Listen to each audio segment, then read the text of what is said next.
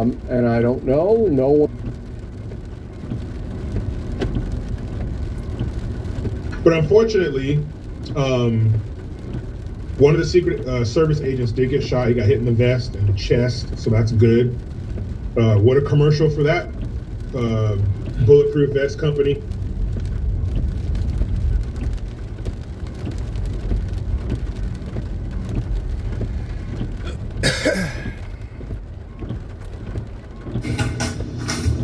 Does that work? It does, actually. The light's not doing anything crazy. Yeah, that corner I told you was shit. That's why I record this way. You didn't listen to me. It's that corner. We may have to get a light. We have a light. Maybe. Somewhere. Right. So, we're going to start off with this post here. The far left is very violent. Every time Democrats don't get their way, they get dangerous. I think many of them want to be close to power. They also assume or have this thought in their mind that maybe Donald Trump will go away. Maybe he'll go to jail. Maybe he will die, not to be too morbid, but maybe, I mean, he's not a young man. I think many of them want to be close to power. Even when Joe Biden was going through his crapping himself on stage level of whatever he's going through, I don't recall Fox News going, maybe he'll fucking kick it, you know, maybe he'll just croak. Like, who does that? But it's odd to me that in a place that is teeming with Secret Service, with Washington, D.C. police, with all sorts of law enforcement, this could happen. But also, I think people jump to that conclusion that it is staged because Trump lies. He lies constantly, daily, and pathologically. So people do not trust and do not believe anything Trump says. His lips are moving. The likelihood is he is lying. What's interesting is I would bet my left hit she does not give one example of Trump lying.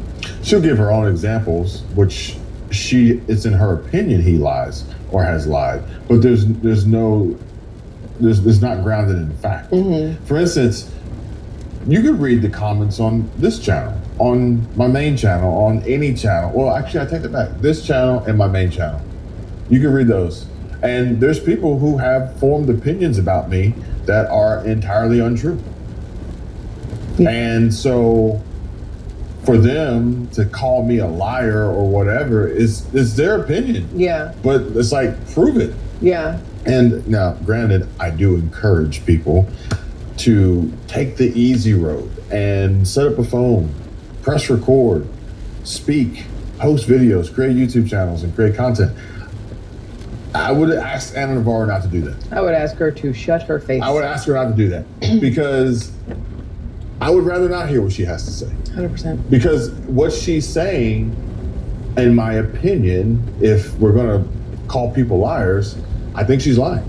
True. And it's people like her and other Democrats that are the reason why these other unhinged Democrats go out and cause these issues, like the Corey guy, because he was brainwashed by the lies that the left says, whether it's Ana Navarro, whether it's Chuck Schumer, whether it is Elizabeth Warren. I mean, literally whether so it's many. Jen Psaki, whether it's so many that he Ilhan reposted. Omar, AOC. Yeah. There's a few more here. We have more to go through. He's a man who has mastered the art, forget the art of the deal. He has mastered the art of distraction. Anytime he finds himself in hot water, his numbers right now are down in the basement.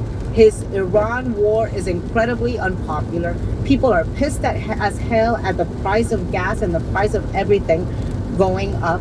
And so people look at this and say, oh my God, is he trying to distract us again? Because that is what he does, right? He posts crazy things and he does crazy things and says crazy things to distract us from the Epstein files, to distract us from his horrible numbers, to distract us from the failures and incompetence of his administration. Two things. Number one, unless she talks shit about Joe Biden and Kamala Harris and their gas prices, she has no room to say anything about President Trump and the current gas prices because they're still dollars cheaper than they were under Joe Biden. Number two, when she's talking about the, not Iran, what was the last one she just said? Because my brain doesn't go that far. His numbers? No. Before his numbers. Epstein? Epstein. she should be happy that Epstein is not being brought up every 2 seconds because it's predominantly Democrats who are in the Epstein files. So you would think that she would know. Wasn't it her co-host who was listed in the Epstein files? Yeah. Wasn't Whoopi listed? Whoopi's in there. Wasn't her name in the Epstein files? Yeah. I'll tell you what, the Hakeem only Jeffries. ones being distracted by Trump, when she says distracting us, the only ones being distracted by Trump are Democrats. Yep. I'm not being. I'm not distracted. I'm not distracted. I'm not distracted. I'm actually. I may be at a point now of greater clarity, more so than ever, From cutting out all the distractions. which is why we're here. Which is why we're here. Yesterday was a big day, as I posted a video that said I almost wanted to quit Yeah. because the way in which we were going about it, I couldn't do it anymore. Understandable. But this way makes sense. Yes. Okay. Okay. And Explain. having a conversation and discussion about it, not trying to filter through it and create the most damning, outrageous, sensationalized clickbait monstrosity. Yeah. For which yesterday you sent me a link to something on X, and I said, now it's just a place of everyone exaggerating and lying. So to sit there in isolation to try and create doesn't necessarily work for me, but to discuss and talk about it, I could do that.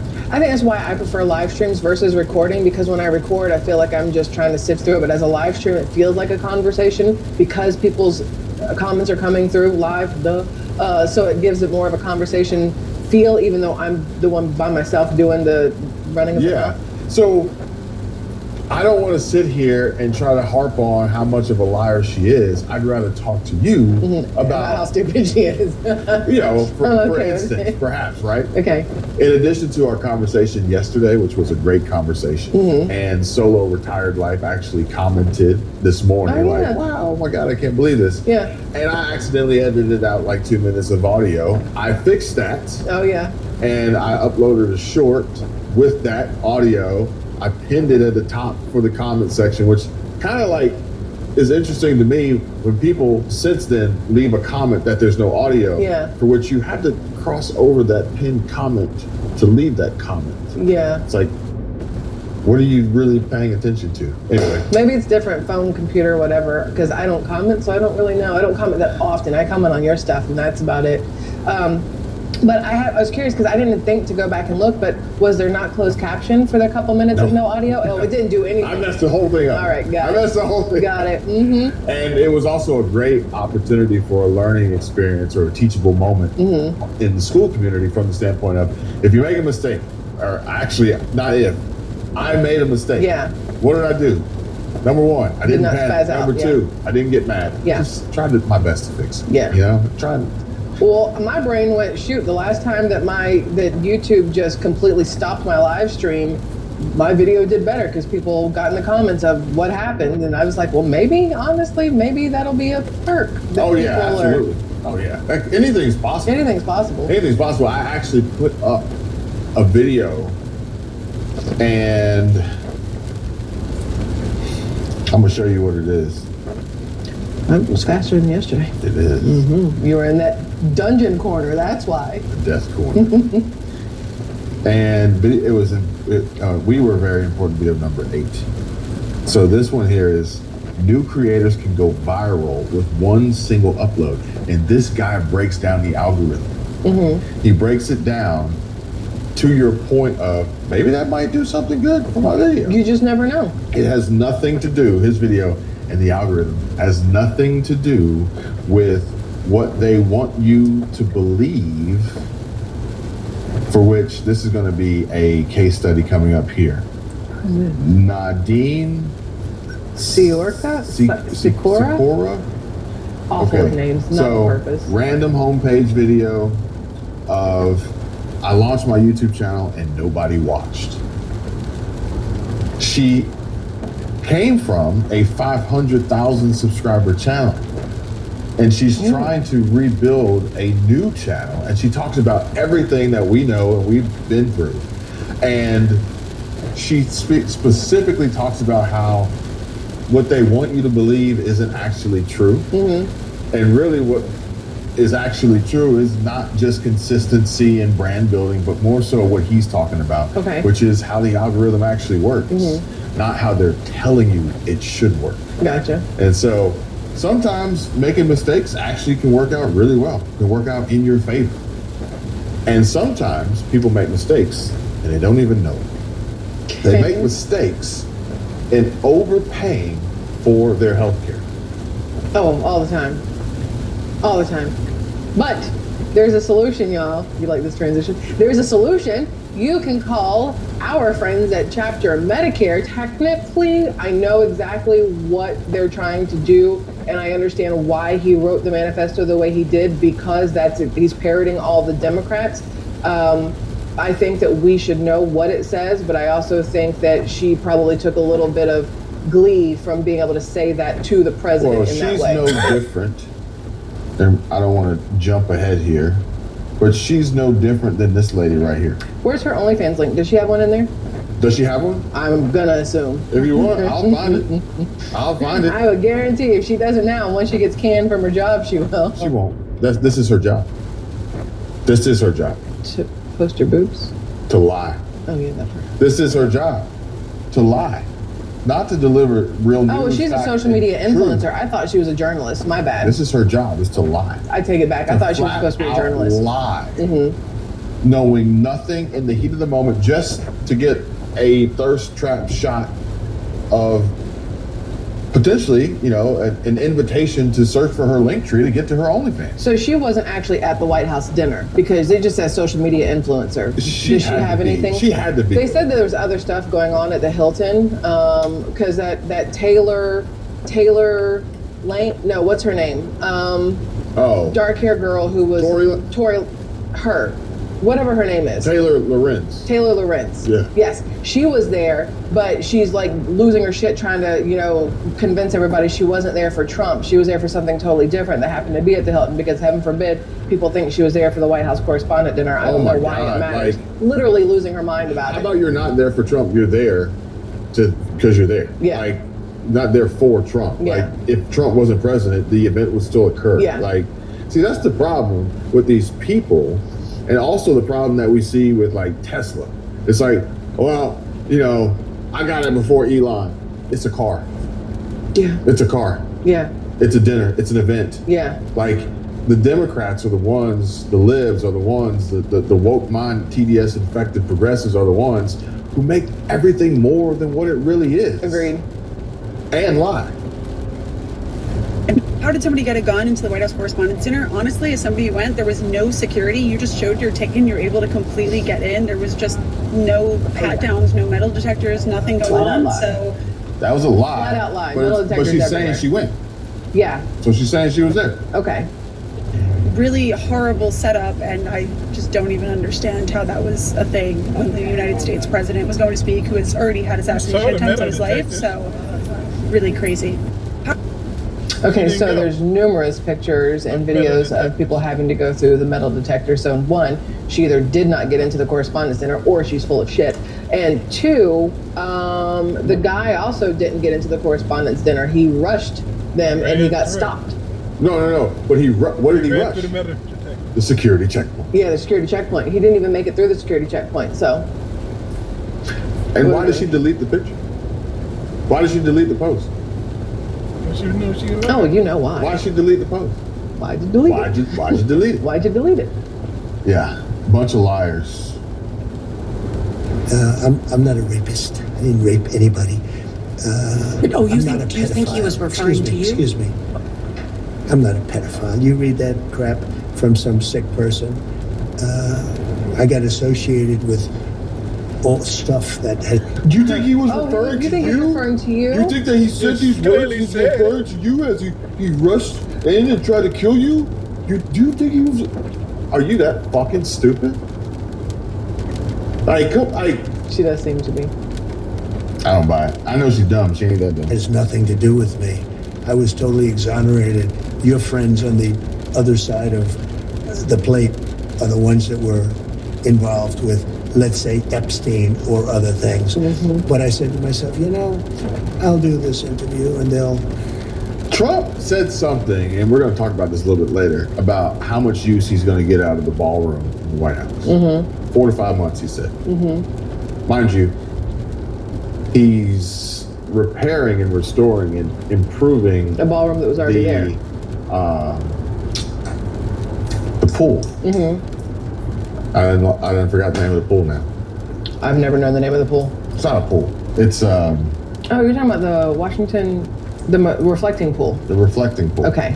So Trump is having this restored and repaired and improved for a fraction of the cost. I think it's And like time. I think like 300 million. He's getting it done for like 2 million in a weekend. This Okay. makes me think of the ice skating rink in New York City. I Oh talked about a yeah, while he ago. saved those in Central Park. He Yep. saved those, and he says he's doing good things, right?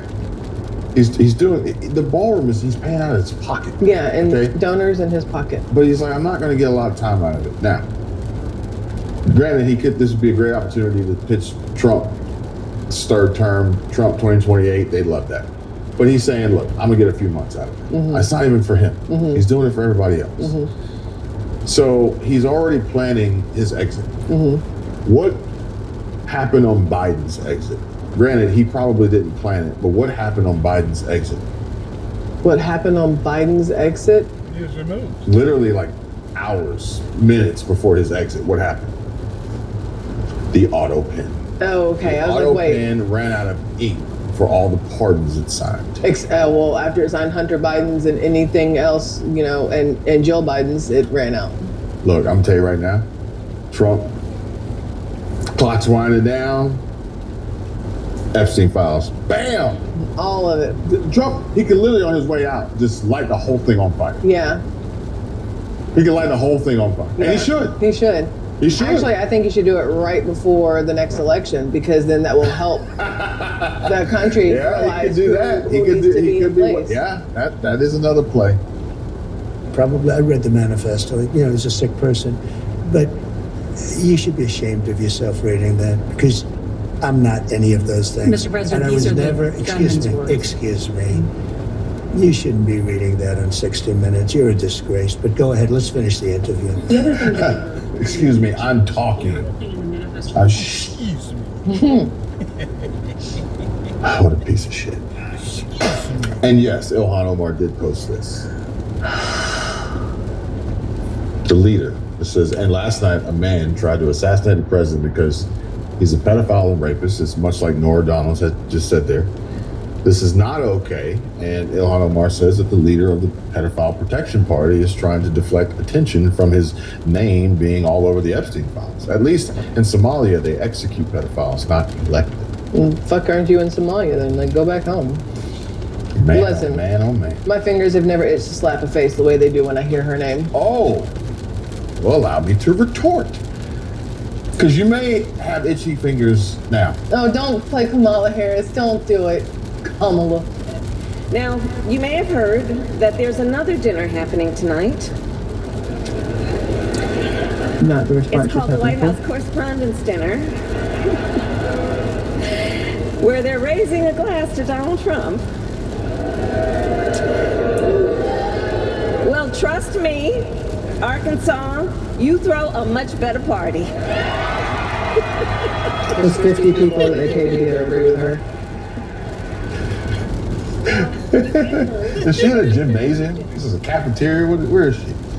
Where's the green? You know what? I guess the best part is there's no pan to the green screen crowd in front Because of the... they can't pan to the actual crowd because when you see the 4 people that are there and that speaker in between them all, Oh, you know how man. you know there's not real people there? Everything she said, there was literal crickets for Kamala. And at the end, when she was done, then they're like, play the cheers. Like the flashing applause sign that comes on, you know? Yeah. Why is she still out talking to people? Is what I wanna She's trying to know. If this woman pave the way runs for in 2028. 2028, I will lose my ever loving shit laughing so hard.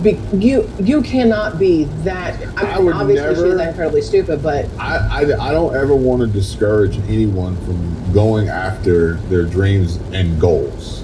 Oh no, she should totally go after it so I have some shit to laugh at. She should totally do it. I'm not discouraging Kamala. Do your thing, boo boo, because it gives all of us so much firepower. Oh man, the So, jokes write themselves. Yeah, they really do. They really Speaking do. of jokes, here's former president, I like how you did ex-president Barack Obama.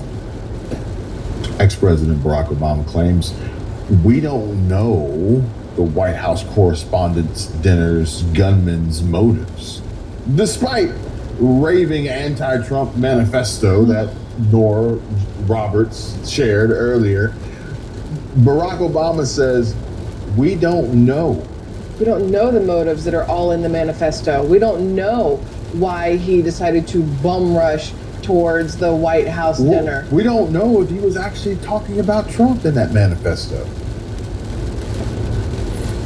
This one's important. This one here says. Is it though? This one's eye-opening. Oh, Seth. And it's this is talking about the helicopter crash. I believe it's a helicopter crash. Mm-hmm. And apparently 15 years ago tonight in 2011, President Obama pushed back the Osama bin Laden raid one day so he could attend the White House Correspondents' Dinner. SEAL Team 6 operator here, Bissonnette, said the previous day was chosen because of the weather element. So it was more important for Obama to go to the WCHD and was willing to let this mission that was planned quickly in 2 weeks, where time is of the essence, not be optimal for his warriors for his own vanity. What if bin Laden was tipped off and left? Another reason is if something went wrong and the mission failed or there was a loss of life, it would have made it completely impossible for Obama to attend and be around all his sycophants and Hollywood friends to praise him. This is the difference between President Obama and President Trump. Trump would never have made the WHCD his priority, which the other one was backwards, WCHD. But either way, this was also the night that Obama's priority was to embarrass citizen Trump in public. It backfired. And tonight, or the other night, was the 15-year anniversary of the night Obama, he created President Trump. Look. Remember when Maduro was taken out of his home by some badass ninjas in the middle of the night? Trump was awake for that. He had plenty of other stuff to do. He was doing stuff all day. He did that at night. He had other stuff to do during the next day, but he made sure that what was important got done. Trump doesn't sleep. No, he does not sleep. He takes care of business first. Yes. And then when he's done taking care of business, he goes on to take care of more business. Exactly. Literally, like the night of election night, he's sitting there like, oh, this is great. Let me get a Diet Coke. Can I go to work yet? Yeah. Can we get started? We already know I'm going to leave. He doesn't take a salary. No. He spends his own money on this country. I can see why the Democrats hate him so much. We now have Please blue understand sky. sarcasm. We now have blue sky posts from the now deleted profile of the shooter who tried to assassinate Trump at the White House Correspondents' Dinner. Cole Allen is pro-trans, anti-Trump, anti-Christian, Ukraine war advocate. Anyone telling you otherwise is lying. Benny Johnson posts proof here. Does he have the video? So I saw this video circulating of Usha Vance and that kid when he was part of whatever college course that she was talking at or teaching or whatever. And then the left is trying to say, see, this is how you know that Usha put it together. She hired this man to go kill President Trump so that JD could be the next president. And then the other one is she hired this man to go kill Erica Kirk because she's there. She hired this man to go take out JD because of the way he hugged Erica Kirk. And I'm like, y'all fucking retards are killing me. Like, it's so much. You understand how many people you'd have to pay off in order for that to even be an option for him to have been a bought whatever by a Republican? I'm not going to subject you to the type of conversations I have with the Grok and the reasons why, but I would like you just to read the first one there of System 1 thinking on steroids. Oh, I love this part because I have no idea what this is going to be. System 1 thinking on steroids. Shout out to, wait, am I doing that? I don't know. I don't even know what that is. Okay. Our brains default to fast emotional snap judgments. Title plus thumbnail equals instant emotional hook. Watching the full 10 to 20 minutes to get the nuance about burnout from the constant political violence / media cycle, your pivot to solutions / community / hope, and the I can't actually quit because this is my business reality. That slow, deliberate system to work. Most scrollers aren't there for it. System 1 is the conspiracy theory conjuring that these people are creating just to satisfy the thirst that unfortunately has been nurtured by algorithms and social media platforms to get people interested and hooked on. No one really wants the truth. I agree. They want the truth in this reality that they've created and they believe. I'm not saying that Usha had anything to do with it or didn't, but it doesn't really make a lot of sense. Not at all. But typically things that don't make a lot of sense usually get more clicks, get more views. True. It's unfortunate, sad but true. Another unfortunate truth here is imagine thinking you're going down in history as some latter-day Brutus or John Wilkes Booth by killing the president of the United States, but instead you get taken down, stripped naked, wrapped in tinfoil, and the president posts pictures like this of you on his social media. I think that this is hilarious. I'm trying to figure out, did they put some face paint on him, or is his body just never seen sun? I think he spray tanned before the event. Just his face. Like, this is wild. Yeah. But I think it's hilarious that Trump literally owns him. Like, this is an teabagging right here. I'm like, throw his ass in a microwave with that tinfoil on, see what happens. Cole Allen wrote this in his manifesto, quote, "I am no longer willing to permit a pedophile, rapist, and traitor to coat my hands with his crimes. This is what happens when the media knowingly falsely call Trump a rapist pedo. Media incited this. They knew exactly what they were doing." I agree 100%. And here's your full manifesto.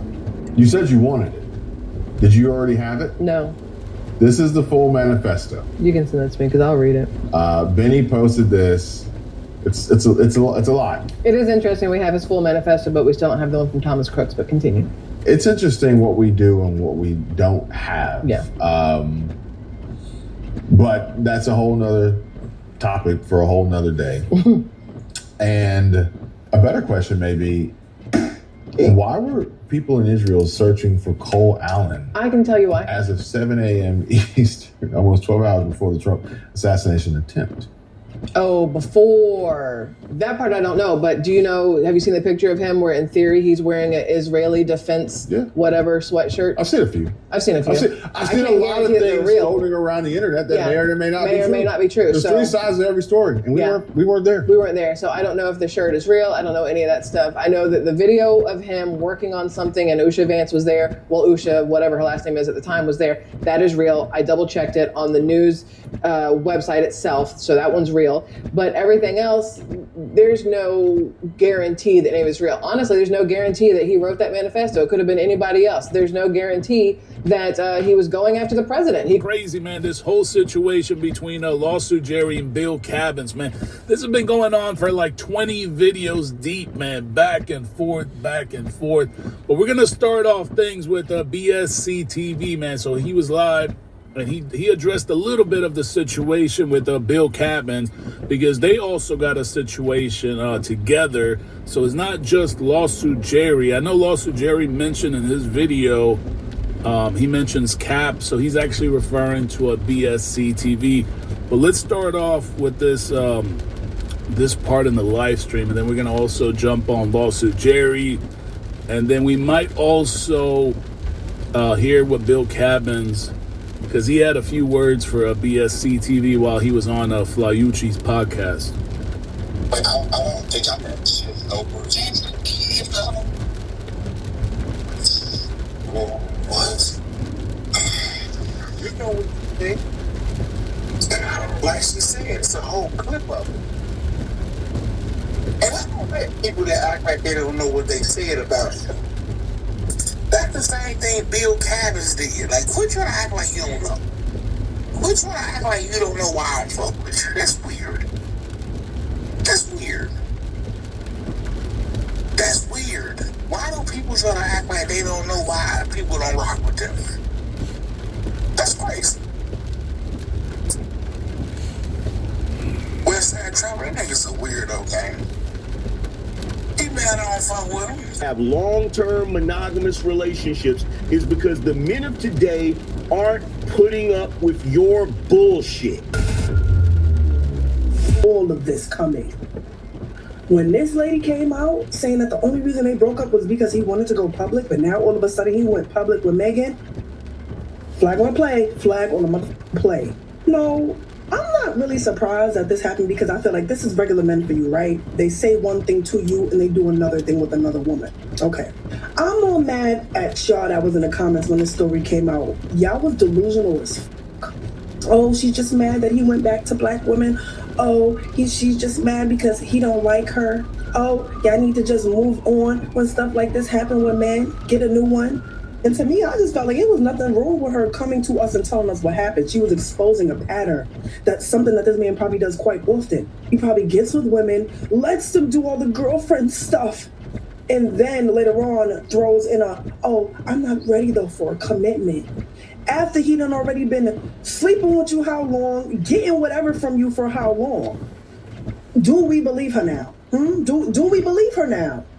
She wasn't just bitter. She was trying to expose a pattern that he is now displaying again. Like she just said, so you cheating, and now all of a sudden you got cold feet. After all these cooking videos, after me giving you probably the fucking Gawk 3000, now you have questions? That lady was exposing his pattern and we all ignored it. I think we owe her an apology. I knew that nigga wasn't shit. I knew that nigga wasn't shit. How do you cheat on Megan Thee Stallion?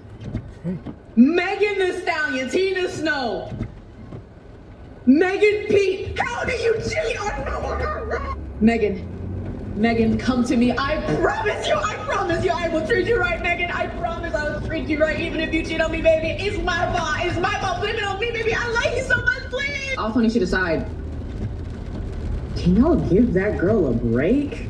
If you know you ain't shit, can you just give that girl a break? Leave her alone. Leave her alone, bro, for real. So let me start off by saying that y'all are the biggest group of losers that have ever drawn breath in existence. Okay? Every single time one of you end up in a failed relationship, you come to the internet to display your blatant, visceral hatred for men in general. So now you're on the internet talking about some Klay Thompson cheated on Meg Thee Stallion. Why? Because Meg said so? So we're supposed to believe that every single time she gets into a relationship, it ends because somebody cheated on her. Has it ever crossed y'all's mind? Is it even in the realm of possibility that given the fact that she's the common denominator, that she's the problem? Has that ever crossed y'all's mind? That is so far out of the realm of reality for you that maybe, just maybe, she's a horrible person. Maybe the reason why when guys get into a relationship with her, they get into a relationship with her because they're physically attracted to her. I have absolutely no idea why. I've never found her attractive at all. Okay, aside from the 304 energy, you got the masculine energy. Okay, as far as I'm concerned, that's like, I'm not even gonna go there. I'm not even gonna go there. Let's just say that I would never in a million years find no big burly manly energy having broad that apparently likes to get drunk and cut up. Like, I don't got time for that. Okay? But the fact that all y'all had to do was see her tweet or Instagram or whatever she did, Clay's cheating on me. Now all of a sudden, here y'all on the internet. Yeah, Clay cheated. I told you he wasn't a good guy. I told you. This just seems to keep happening over and over again. It's just the way men are. Maybe you ain't shit. Maybe you ain't shit. Maybe we live in a day and age where men have decided they're not just gonna sit idly by and put up with all of your bullshit. Has that ever crossed y'all's mind? Has it ever crossed your mind that maybe the reason it is so difficult in this day and age for people to have long-term monogamous relationships is because the men of today aren't putting up with your bullshit? The moment they see it, they're like, okay, you know what? I'm through with this. And could it also be possible that these men, once they see what type of person she is, once they see how toxic she is, they're like, you know what? We can't do this. I'm just gonna go ahead and end it, and we're gonna just, you know, we're gonna just cut our losses, leave this situation amicably, and that'll be that. And she's sitting there boo-hooing, crying or whatever, because here she has yet another dude that has kicked her to the curb. So as soon as he walks out the door, the first thing she does is she jumps on her phone. He cheated on me. Why? To get attention. To get attention and to make herself the victim and to make the dude she dated the villain so that she can keep the lie alive, so that no one will ever understand or know that she's a raggedy individual, and this is the reason why these men are constantly leaving her. Is that even in the realm of possibility? Here we are again. Another man cheated. Wow. Basically, the sun came up again. Like, literally, right? In light/in dark of the Megan and Clay situation, as someone who no longer dates, mind you, because one thing about it, I've never been cheated on, and I'm done dating. So, the fact that I've watched so many women go through it and still want to date and still want to find love, props to you guys, because, yeah, I gave up before it even got to that point. But it's just so frustrating to watch women with good hearts go through that. But at the same time, what's more frustrating is watching men try to pretend to be the good guy in a situation. Like, I remember when Megan and Clay first got together, people were like talking down on Megan, saying that she was too much and he's a good guy and like she's too much for him and all this stuff, basically labeling Clay the good guy, the nice guy, the shy guy, whatever. And immediately I was just irritated by that, because all women know it's one thing to actually be a good guy, but majority of these good guys are not good men at all. And that's the frustrating part. It's like you could easily just show who you are in the beginning, but instead you want to play a victim, basically. But play the good guy, the nice guy, just to end up being another man. Like, it's just, you know? And I think the thing that frustrates me is, in majority cases, not this case, obviously, because Clay is not ugly at all. But I feel like one thing I've always said is there's no such thing as a nice guy. There are simply only men who know they are not attractive enough to be a player. I've always said that, and I'm still sticking to that, because that's all it is. And also men not tall enough to be, anyway. But this is just a situation. I feel like this is just life. That's just how it is. That's why I stopped dating. I don't believe that any man can be loyal, monogamous, anything, especially in the beginning stages, which is where I just couldn't get into dating at all. I feel like the whole dating stage should be exclusive. And for people, women, to even side on me when I say that, that is so weird to me and ew. Because I don't know about you guys, it takes too much for me to even like one person. And you're telling me I have to like at least 2 to 3 at a time? That's not how I do it at all. Like, for me, and I feel like for anyone who is genuinely like just looking for monogamy, there's no way you'd be able to date more than one person at a time. I'm sorry, that's just not normal to me at all. But that's really what got me out of the dating. Like, I just, can't do it. Anyway, but going back to the situation, I just hate that for her, actually, because just seeing women like so overly excited about a man and like, you know, in love and all that stuff, and then he just does the typical thing, is just like, oh my God, like imagine you get Megan Thee Stallion and you still can't act right. Like, that is so dumb to me.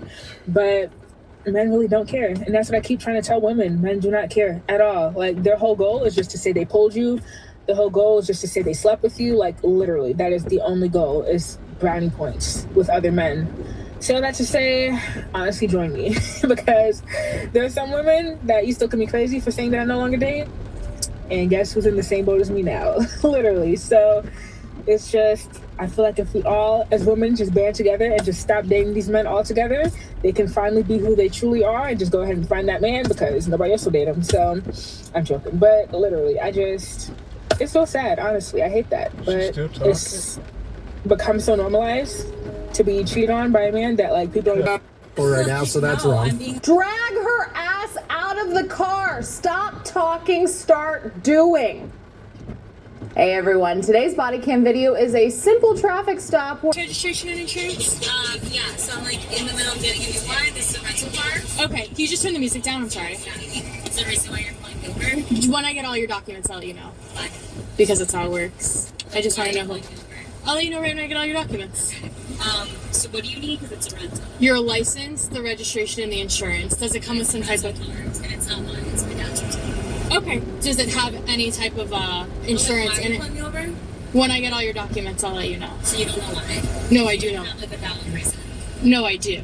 Okay, so I want to know who I'm speaking to first. I want to get your documents. Do you at least have your license on you? Okay. Do you at least have your license on you? I have like a temporary license. Okay, can I have it? It's like in my phone. Okay, can I see it?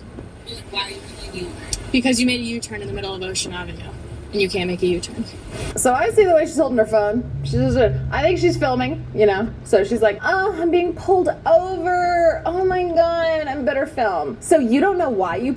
Just wanted to reach out, you know, straight shooting in the house, Stephen A. Smith coming at you. We all know a lot about what happened this weekend, and, you know, some other innocuous, frivolous stuff on my YouTube channel I'll be addressing a little bit later on in the show. But for the purposes of what transpired this weekend, I felt the need to address it because I was there. I was in the room, and it was a crazy, crazy experience to say the least. First of all, we all know by now that a shooter penetrated the perimeter at the Washington Hilton Hotel, the site and the location of the White House Correspondents' Dinner that took place this past Saturday night. I, as an employee of Disney, who works for ESPN, ABC is also owned by Disney, and the honchos for ABC invited me as their personal guest. And it was wild, to say the least. Essentially, somebody had rushed through the perimeter. We now learned it was a second grade school teacher. And he was trying to do some harm.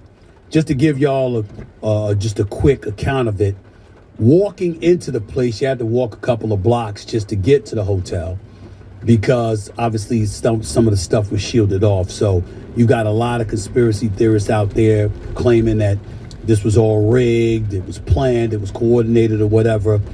Me personally, people can have their opinions, their conjecture or whatever, but it would be irresponsible for me or any journalist to jump to that conclusion. We're not going to do that. And being in the room and seeing what we saw, I can tell you that it didn't feel that way. I can let you know that. I was sitting at a table approximately 10 to 15 feet to the right of the President of the United States.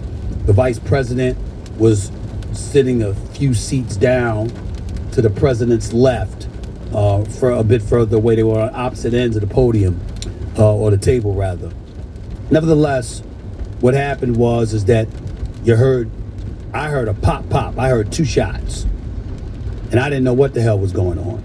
And then the next thing you know, you just heard commotion, and you saw Secret Service running in there and running up to the Vice President and then to the President to shield them and to get them the hell up out of there. Meanwhile, they were screaming at all of us to get down. And what I saw was, whether it was Secret Service or law enforcement with an AR rifle, looked like I don't know, it was an AK-47 AR rifle. I don't know what the hell it was. Aiming it into the crowd. And that's where the panic sort of kicked in, because in the moment that it was transpiring, we weren't sure if the shooter was in the actual room with the journalist. Now, just a minute or so ago, I brought up the fact that as we were walking in, there were protesters. Protesters were screaming about the Epstein files. They were screaming about the war in Iran. They were screaming about the United States working in concert with Israel to engage in genocide and stuff like these are the kind of things that they were saying outside the Washington Hilton Hotel as they were protesting. And while they were saying these things, they were aiming their ire at the media. They weren't even talking about the president or the vice president or anything. They were talking about the media because they feel that the media has not done its job and has engaged in the dereliction of duty by not pointing out some of the transgressions that they perceive this administration to be committing. So that's what was going on before the incident happened. And then when you heard the pop, that's the sound that I heard. And you saw Secret Service running towards the stage while screaming at all the media members to get down, get down, get down. We're looking around, and what scared the living hell out of everybody was that you thought, at least for a few seconds, that the room had been penetrated, that the shooter was in the room, and that could be aiming for any of us. So all of us had to get down. We ducked under the tables, ducked under the chairs, and all of that other stuff. And that's essentially what happened. In the immediate aftermath of that, reportedly the president wanted the event to continue. Folks came out and said the event would continue before law enforcement said, oh, no, the hell it will not. And the president is going back to the White House. It will not continue. But we were stuck in there for about an hour or so because we weren't allowed to leave until they got the president and the vice president out of there. And it took a while before folks were able to depart. Me personally, the reporters that were in the room, obviously for ABC, certainly for CBS, NBC, and other networks, it was a lot to be proud of from the standpoint that you saw everybody working together to try to find out. Everybody was working with their respective colleagues from their respective networks, working together to find out what the truth was. Because for some time, we thought there was more than one shooter. We thought that we had heard that there was a shooter upstairs, not just one downstairs. We didn't know what the hell was going on. And so we weren't able to leave. And we were stuck in there, and we weren't sure if anybody had gotten caught. Ultimately, we learned that a Secret Service agent had been shot, but he was okay because he had on a bulletproof vest, and that they had apprehended the assailant, who ended up being a school teacher from California, a second grade school teacher, and we didn't know anything else beyond that point. That's the story. That's really all I can tell you from an eyewitness account. It was scary as hell for a few seconds there because you didn't know if the shooter was in the room. And you saw them going to protect the vice president and the president, even more so than their wives, obviously. And so if the wives were vulnerable, if other cabinet members were vulnerable, imagine the media members that were there. We were left to, basically get the hell under the table and hope that law enforcement was going to apprehend this dude, which turned out was exactly what happened. They apprehended him inside of 10 seconds. They shut it down. But nevertheless, that was what happened, and we were in the room, and we didn't know whether or not he was in the room with us. And that's why you saw everybody ducking for cover, because Secret Service and law enforcement was screaming at us to get down, get down, get down, and stay down. They didn't want us lifting our heads up or anything like that. In the end, what it comes down to is this. We're living in some very, very troubling times. And this is not a time to point fingers and blame anybody. I can sit up there and point to the fact that we have a president that polarizes more than galvanizes. I can point to the juvenile rhetoric from time to time that comes out of his mouth and stuff like that. I can point to cabinet members, whether it's FBI Director Kash Patel screaming at politicians on Capitol Hill, or former DOJ boss Pam Bondi going off. All of that is, to me, at this particular moment in time, irrelevant. Because I'm not going to sit up there and blame them for the actions of some really sick individuals that's willing to do harm and, dare I say, attempt to kill people because they don't like the state of our politics or anything like that. Can it be better? You're damn right. Does it need to get better? You're damn right. But in the same breath, you understand, you're an adult, you're responsible for your own actions. There's a lot that we don't like that's going on in our country. That doesn't mean we're going out trying to kill people. Okay, so I'm not going to sit up there and use this as an opportunity to point a negative finger towards politicians or media members or anything like that. But what I will say is this. I'm sick and tired of us giving lip service to the narrative of dialing down the rhetoric. We need enough of that. Stop talking about it and do it. Stop talking about it and do it. You know, let's debate policy. Let's talk about what's actually happening in our country from a policy perspective, whether we agree or disagree and why, as opposed to engaging in name calling, speaking about people in incendiary and derogatory fashion, and fomenting and feeding into the hostility and the ire that some sick individuals out there want to exercise and engage in. Let's stop talking about it and start doing it. Because I got news for you. It's important that we do that. We live in the United States of America. Some people would say this is the greatest country in the world. People come from all over the world trying to get to the United States of America because regardless of all of our problems, it's the land of opportunity. And why is it the land of opportunity? Ladies and gentlemen, because we may be a democracy, but we're not married to one form of government. When we don't like it, we can change it every 2 years congressionally. We can change it every 6 years from a Senate perspective. We can change it every 4 years when it comes to the White House. We ain't married to it. Life is cyclical. No matter what problems exist, we always have the potential in the democracy that is such as we have to correct the error of our ways. And so for me, I think it's important that somebody, whether it's in my position or numerous people in the news business, make sure that if we want to sit up there and dictate a narrative for others to emulate and follow, that's the first thing that we say. No matter how hard times are, no matter how bad they may seem, there's always the ability to course correct in a democracy. We're not under a dictatorship. You can sit there and have no kings protest all you want to and point to a president that wants to do X, Y, and Z. But can you get it done without the help of Congress? No. Can you get it done without the help of the Senate? No, you cannot. Congress controls the budget, along with various other things. Jordan, when we look at the Supreme Court and we're lamenting the fact that there's a 6-3 majority, if you're liberal and you don't like the 6-3 majority of conservatives on the court and stuff like that, well, guess what? Senate confirmation hearings exist for a reason. Cabinet members within the Trump administration, or any administration for that matter, have to be confirmed.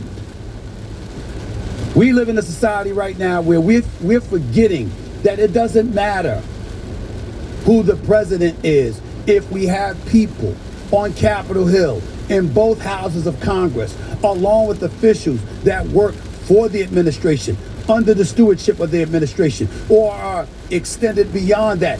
We have the power to change. We have the power to refute. We have the power to form a level of resistance that makes us say, okay, no matter how bad things seem to be, it can be corrected. It shouldn't escape us as we sit here in these times and we're worried about everything from narratives and verbiage and all of this other stuff. A shooting nearly took place Saturday night at the same place it took place over 40 years ago when Ronald Reagan was the president of the United States. So guess what? Was it as crazy back then as it is now? Some would say hell no. But it happened, didn't it?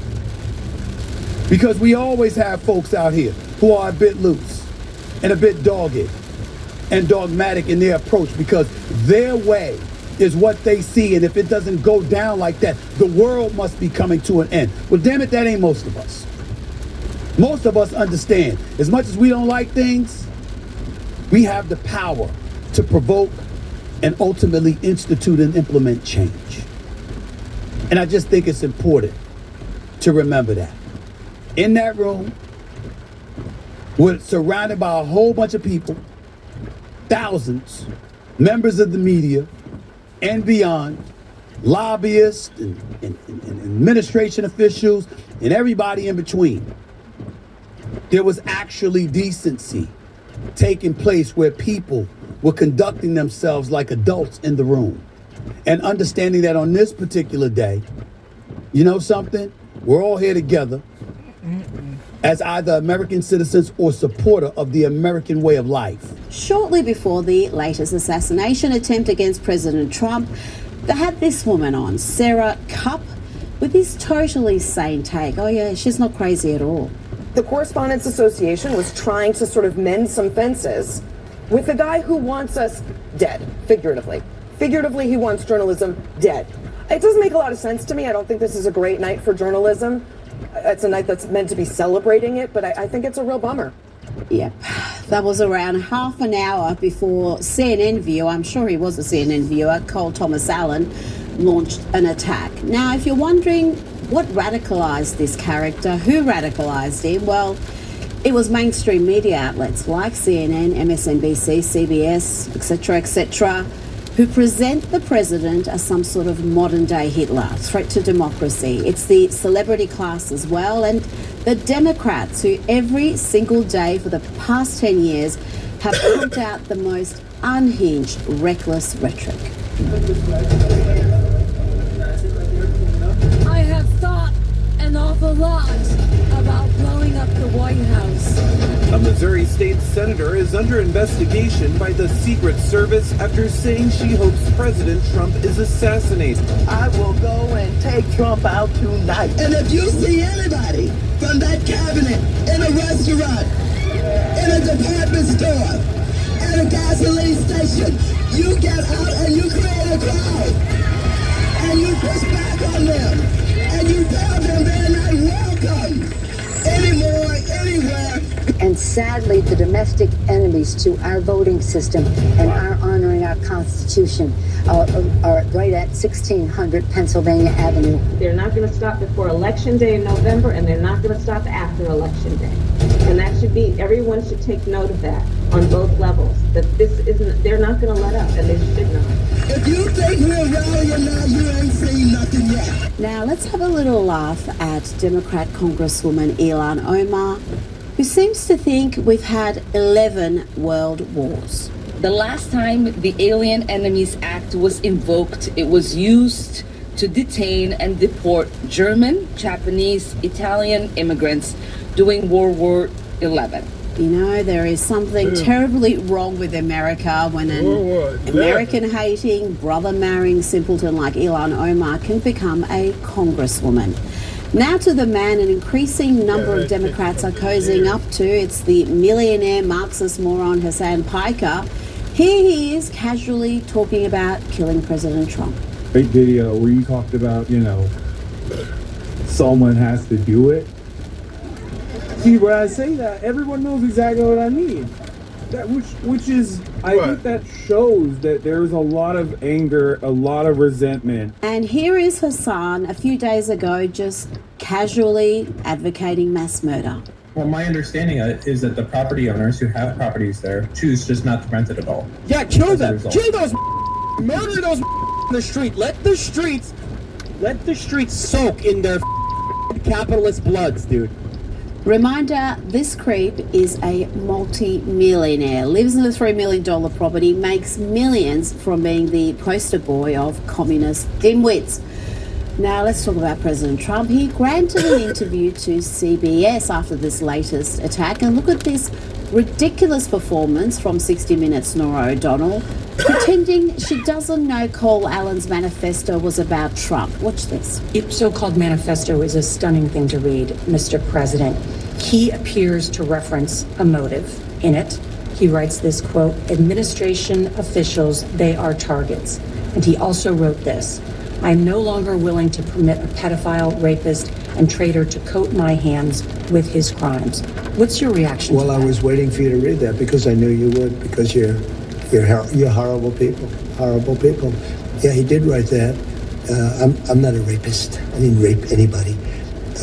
Do you think he was referring to you? Excuse me. I'm not a pedophile. You read that crap from some sick person. Oh, you think he was referring to you? who the hell did she think it was about? The manifesto of the dude trying to assassinate President Trump? It could have been talking about anybody, I guess.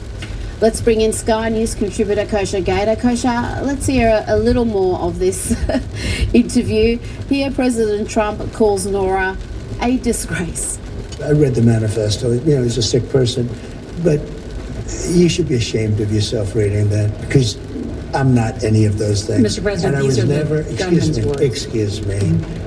You shouldn't be reading that on 60 Minutes. You're a disgrace. But go ahead. Let's finish the interview. The other thing that he wrote in You're the disgraceful. Well, Kosha, he can't be surprised, can he? It's 60 Minutes. He's been down this road with that program before, but you would think right after an attempt like this, there would be just some semblance of balance from some elements of the mainstream media. I hate to say it, because now that we're on assassination attempt 3, you could argue maybe 4 even, it's kind of getting normalized. I hate to say it. So you would expect a certain level of decorum after that for the media, and we're not really getting it. A lot of people have criticized her, asking that question to begin with. Like, why would you read the stuff on 60 Minutes in front of national television? What a treat for the alleged assailant here to have his words repeated by a 60 Minutes anchor in front of the president and the whole in front country. of the nation. So, and there is a valid criticism there, but I could even argue, okay, as a journalist, if she wants to do that, fine. But the way she then handled it, was she couldn't take the heat. If you're going to do that, President Trump is going to come out swinging the way he did. And then she's it's almost like she cowered, and she's like, wait, you thought this was about you? Instead of like, okay, you chose to ask that question as the anchor, back it up. Say why you thought it was a relevant question to ask. So she just looked weak, on top of also not having any principles. Absolutely. And I think the media are looking like they're tying themselves in knots here, because they know they're complicit in this. I mean, you talk about who radicalized this teacher, and it wasn't the dark web, it wasn't some extremist blog or podcast, it was CNN, MSNBC, CBS, it was all the people we've talked about, the popular culture, Hollywood, the Democrats. And Cole Allen, when you look at his online footprint, all the things he posted, and he posted plenty, it's almost word for word what you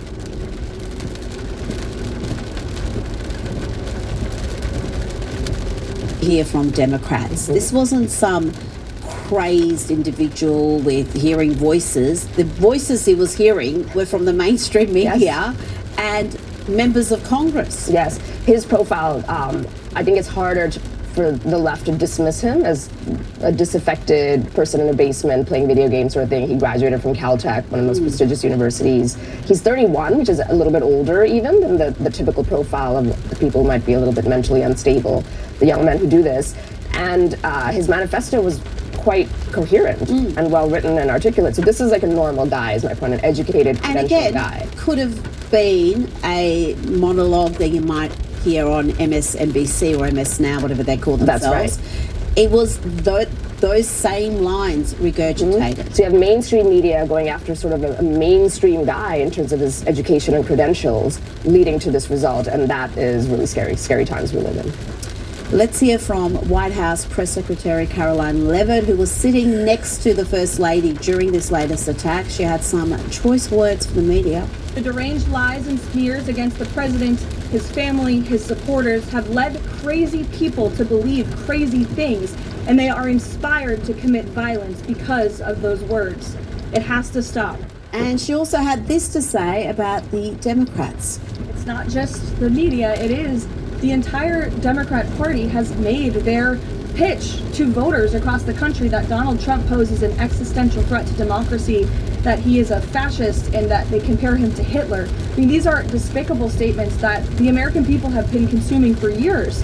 And so many mentally perturbed individuals are led to believe these words are truth.